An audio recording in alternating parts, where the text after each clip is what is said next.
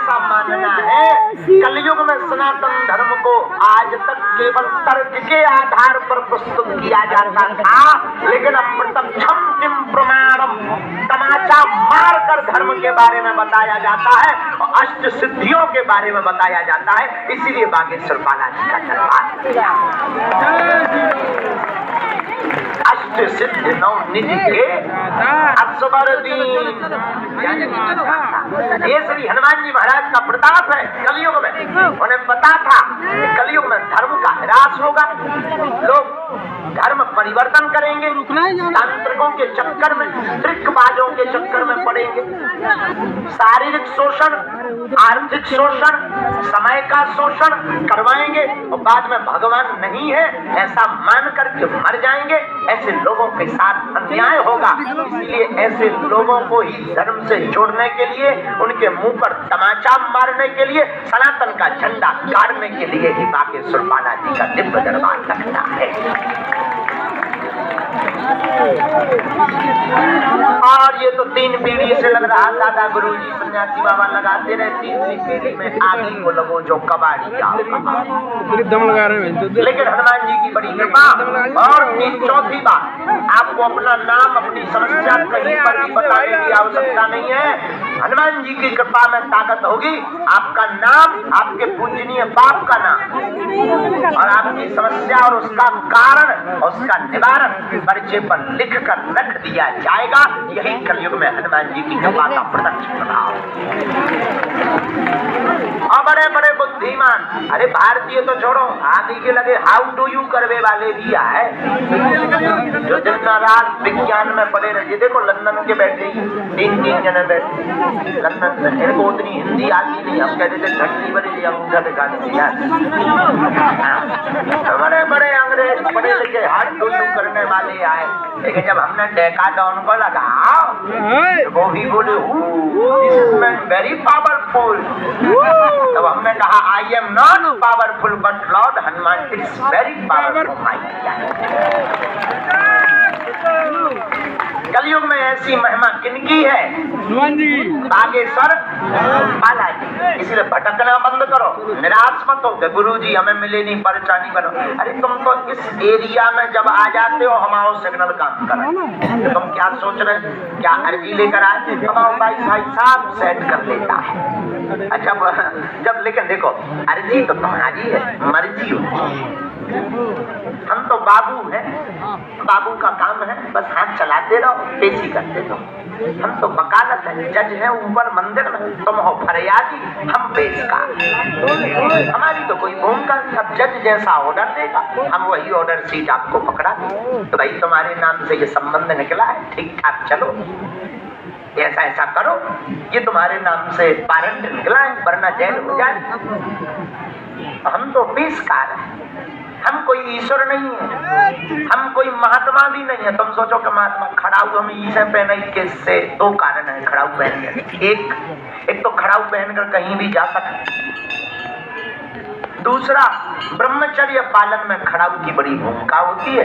इसलिए जो है धरती से स्पर्श नहीं रहता और धरती खींचती नहीं है, इसलिए जो है खड़ाऊ पहनते। बाकी तो हमारे अंदर एक भी गुण तुम्हें महात्माओं वाले नहीं है, साधु वाले तो है ही नहीं है। एक महात्मा हमको मिले और हम तो साधु उल्टे नाराज कर रही थी। एक महात्मा हमें मिले, गुरु महाराज हम जब से घर छोड़ा तब से घर गई नहीं। हमने कहा आप किसके घर बैठे? बोले ये तो शिष्य का। हमने कहा फिर जिस घर में जन्म लिया उससे क्या दुश्मन? जब मकान ही में बैठना है तो अपने में बैठो, जिसमें जन्म लिया उससे क्या दुश्मन? बोले भाग जा, तेरे अंदर कोई ज्ञान व्यान नहीं। अब हमने तो तर्क की बात, तो साधु वाधु तो हमें नहीं है, महात्मा हमें नहीं है, बस नालायक आदमी है। आपको जो बताना चाह रहे थे वो ये बताना चाह रहे थे। हम इतना कहते हैं कि आप सन्यासी बाबा और बालाजी से जुड़ जाइए, संसार में आपको भटकने की आवश्यकता नहीं। हमारा ऐसा मानना है, कलयुग में सनातन धर्म को आज तक केवल तर्क के आधार पर प्रस्तुत किया जाता था, लेकिन अब प्रत्यक्षम किम प्रमाणम, तमाचा मारकर धर्म के बारे में बताया जाता है और अष्ट सिद्धियों के बारे में बताया जाता है। इसीलिए बागेश्वर बालाजी का दरबार अष्ट सिद्ध नौ निधि के असवर दीन, ये श्री हनुमान जी महाराज का प्रताप है। कलयुग में उन्हें पता था कि कलयुग में धर्म का ह्रास होगा, लोग धर्म परिवर्तन करेंगे, तांत्रिकों के चक्कर में, ट्रिकबाजों के चक्कर में पड़ेंगे, शारीरिक शोषण, आर्थिक शोषण, समय का शोषण करवाएंगे और बाद में भगवान नहीं है ऐसा मान करके मर जाएंगे। ऐसे लोगों के साथ अन्याय होगा। इसलिए ऐसे लोगों को ही धर्म से जोड़ने के लिए, उनके मुंह पर तमाचा मारने के लिए, सनातन का झंडा गाड़ने के लिए ही बागेश्वर बालाजी का दिव्य दरबार लगता है। और ये तो 3 पीढ़ी से लग रहा, दादा गुरुजी सन्यासी बाबा लगाते रहे, 3वीं पीढ़ी में आगे को लगो जो कबाड़ी का दम लगा रहे हैं। लेकिन हनुमान जी की बड़ी कृपा। और 4थी बात, आपको अपना नाम, अपनी समस्या कहीं पर भी बताने की आवश्यकता नहीं है। हनुमान जी की कृपा में ताकत होगी, आपका नाम, आपके पूजनीय बाप का नाम और आपकी समस्या और उसका कारण और उसका निवारण पर्चे पर लिख कर रख दिया जाएगा। यही कलयुग में हनुमान जी की कृपा का प्रत्यक्ष प्रभाव। और बड़े बड़े बुद्धिमान, अरे भारतीय तो छोड़ो, आदि के लगे हाउ डू यू करवे वाले भी आए जो दिन रात विज्ञान में पड़े रहे। देखो लंदन के बैठे 3 जने बैठे लंदन में, इनको उतनी हिंदी आती नहीं। हम कहते थे घंटी बड़ी अंगूठा दिखा देते यार। बड़े बड़े अंग्रेज पढ़े लिखे हाउ डू यू करने वाले आए, लेकिन जब हमने डेकाडॉन को लगाओ वो भी बोले this is man very powerful. तब हमने कहा I am not powerful but lord Hanuman it's very powerful my. कलयुग में ऐसी महिमा किनकी है? बागेश्वर बालाजी। इसलिए भटकना बंद करो, निराश मत हो। गुरुजी हमें मिले नहीं, परेशानी बनो। अरे तुम तो इस एरिया में जब आ जाते हो हमारा सिग्नल काम कर, तो तुम क्या सोच रहे हो? क्या अर्जी लेकर आए? हमारा भाई साहब सेट कर लेता है। अच्छा जब लेकिन देखो अर्जी तो तुम्हारी है, मर्जी होती। हम तो बाबू हैं, बाबू का काम है बस हाथ चलाते रहो, पेशी करते रहो। हम तो वकालत है, जज है ऊपर मंदिर में, तुम हो फरियादी, हम पेशकार। हमारी तो कोई भूमिका नहीं। अब जज जैसा ऑर्डर देगा हम वही ऑर्डर सीट आपको पकड़ा दें। तो भाई तुम्हारे नाम से ये संबंध निकला है, ठीक ठाक चलो, ऐसा ऐसा करो, ये तुम्हारे नाम से वारंट निकला है वरना जेल हो जाए। हम तो पेशकार हैं, हम कोई ईश्वर नहीं है, हम कोई महात्मा भी नहीं है। तुम सोचो कि महात्मा खड़ाऊ हम ईसे पहने किससे? 2 कारण है खड़ाऊ पहनने। एक तो खड़ाऊ पहनकर कहीं भी जा सकते, दूसरा ब्रह्मचर्य पालन में खड़ाऊ की बड़ी भूमिका होती है। इसलिए जो है धरती से स्पर्श नहीं रहता और धरती खींचती नहीं है, इसलिए जो है खड़ाऊ पहनते। बाकी तुम हमारे अंदर एक भी गुण तुम्हें महात्माओं वाले नहीं है, साधु वाले तो है ही नहीं है।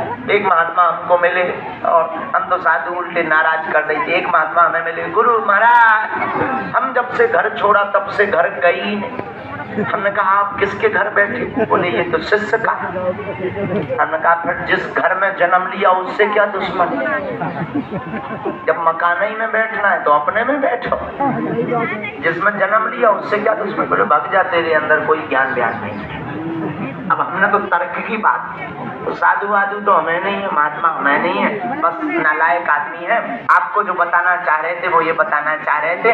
हम इतना कहते हैं कि आप सन्यासी बाबा और बालाजी से जुड़ जाइए, संसार में आपको भटकने की आवश्यकता नहीं।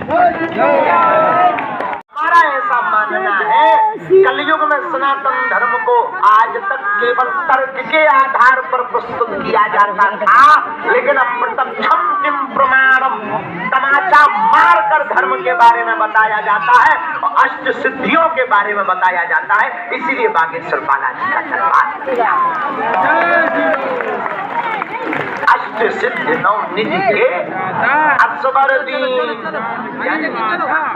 ये श्री हनुमान जी महाराज का प्रताप है कलयुग में। उन्हें पता था कि कलयुग में धर्म का ह्रास होगा, लोग धर्म परिवर्तन करेंगे, तांत्रिकों के चक्कर में, ट्रिकबाजों के चक्कर में पड़ेंगे, शारीरिक शोषण, आर्थिक शोषण, समय का शोषण करवाएंगे और बाद में भगवान नहीं है ऐसा मान करके मर जाएंगे। ऐसे लोगों के साथ अन्याय होगा। इसलिए ऐसे लोगों को ही धर्म से जोड़ने के लिए, उनके मुंह पर तमाचा मारने के लिए, सनातन का झंडा गाड़ने के लिए ही बागेश्वर बालाजी का दिव्य दरबार लगता है। और ये तो 3 पीढ़ी से लग रहा, दादा गुरुजी सन्यासी बाबा लगाते रहे, 3वीं पीढ़ी में आगे को लगो जो कबाड़ी का दम लगा रहे हैं। लेकिन हनुमान जी की बड़ी कृपा। और 4थी बात, आपको अपना नाम, अपनी समस्या कहीं पर भी बताने की आवश्यकता नहीं है। हनुमान जी की कृपा में ताकत होगी, आपका नाम, आपके पूजनीय बाप का नाम और आपकी समस्या और उसका कारण और उसका निवारण परिचय पर लिख कर रख दिया जाएगा। यही कलयुग में हनुमान जी की कृपा का प्रत्यक्ष प्रभाव। और बड़े बड़े बुद्धिमान, अरे भारतीय तो छोड़ो, आदि के लगे हाउ डू यू करवे वाले भी आए जो दिन रात विज्ञान में पड़े रहे। देखो लंदन के बैठे 3 जने बैठे लंदन से, इनको उतनी हिंदी आती नहीं। हम कहते थे घंटी बड़ी अंगूठा दिखा देती यार। बड़े बड़े अंग्रेज पढ़े लिखे हाथ डू यू करने वाले आए, लेकिन जब हमने डेका डाउन को लगा वो भी बोले this is man very powerful. तब हमने कहा I am not powerful but lord Hanuman it's very powerful माई।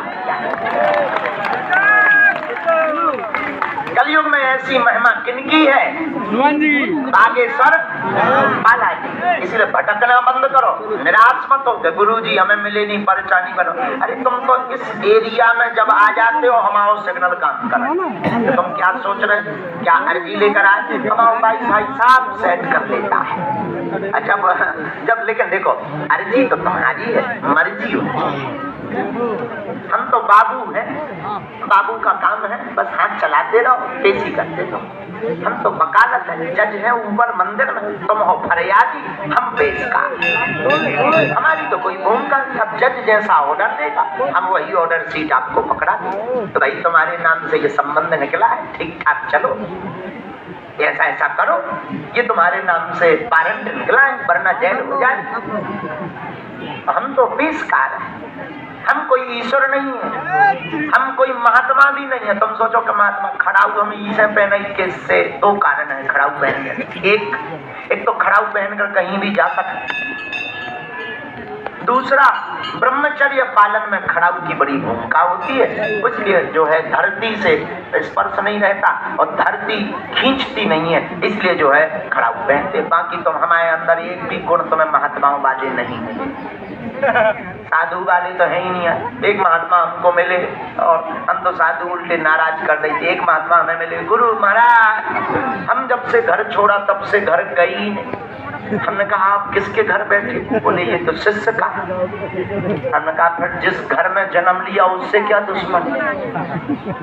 जब मकान ही में बैठना है तो अपने में बैठो, जिसमें जन्म लिया उससे क्या दुश्मन? बोले भाग जा, तेरे अंदर कोई ज्ञान व्यान नहीं। अब हमने तो तर्क की बात, तो साधु वाधु तो हमें नहीं है, महात्मा हमें नहीं है, बस नालायक आदमी है। आपको जो बताना चाह रहे थे वो ये बताना चाह रहे थे। हम इतना कहते हैं कि आप सन्यासी बाबा और बालाजी से जुड़ जाइए, संसार में आपको भटकने की आवश्यकता नहीं।